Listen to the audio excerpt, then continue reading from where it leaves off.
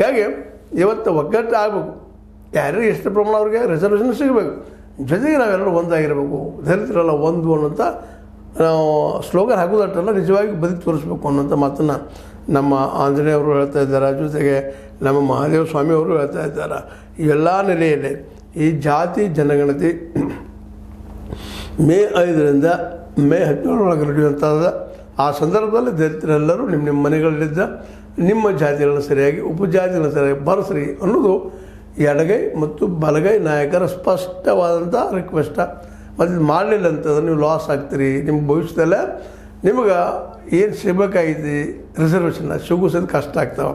ಅದಕ್ಕೆ ಸ್ಪಷ್ಟ ಬರೆಸ್ರಿ, ಪ್ರತಿಯೊಬ್ಬರು ಇರ್ರಿ ಅನ್ನುವಂಥ ಮಾತು ಮತ್ತು ಹೇಳಿದ್ರೆ ಎಚ್ ಆಂಜನೇಯ ಆಗಿರ್ಬೋದು, ಚಂದ್ರವಳ್ಳಿ ಮಹಾದೇವ ಸ್ವಾಮಿ ಆಗಿರ್ಬೋದು, ಮತ್ತಾರೋ ಆಗಿರ್ಬೋದು.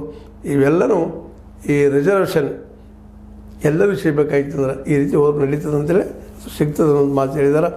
ಅದು ಅದೇ ರೀತಿಯಾಗಿ ಆಗ್ಬೋದು ಅನ್ನೋಂಥ ಮಾತುಗಳು ಇದ್ದಾವೆ. ಏನೂ ಇರಲಿ, ಎಚ್ ಆಂಜನೇಯ ಆಗಿರ್ಬೋದು, ಚಂದ್ರವಳ್ಳಿ ಮಹಾದೇವ ಸ್ವಾಮಿಯವರಾಗಿರ್ಬೋದು, ತಮ್ಮ ಜನರ ಹಿತರಕ್ಷಕ ಹೆಚ್ಚಾಗಿ ಇದನ್ನೆಲ್ಲ ಹೇಳ್ತಾ ಇದ್ದಾರೆ.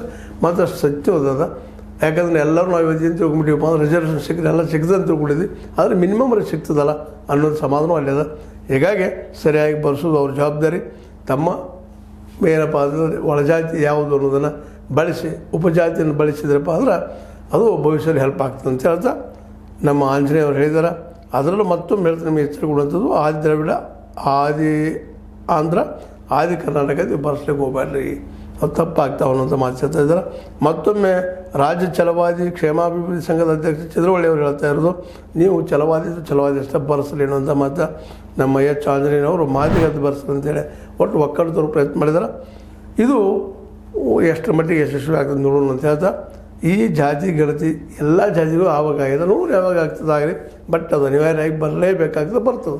ಯಾಕಂದ್ರೆ ಒಂದು ಕೊನೆ ಮಾತು ಹೇಳುವಂಥದ್ದು, ಜಾತಿ ಹುಟ್ಟಿನಿಂದ ಬರೋದು ನಾವು ಸಾಯುವವರೆಗೂ ಇರ್ತದೆ. ಈ ದೇಶದ ದುರಂತ ಅದು ಇರಬಾರ್ದಾಗಿತ್ತು, ಹೋಗ್ಬೇಕಾಗಿತ್ತು. ನಾವು ಮಾತಾಡ್ತೀವಿ ಆ ವಿಷಯ ಬಂದಾಗ ಮತ್ತು ನಾವು ಯಾವ ಜಾತಿ ಅವ್ರು ಯಾವ ಸಮಾಜ ಶುರು ಮಾಡಿಬಿಟ್ಟಿರ್ತೀವಿ.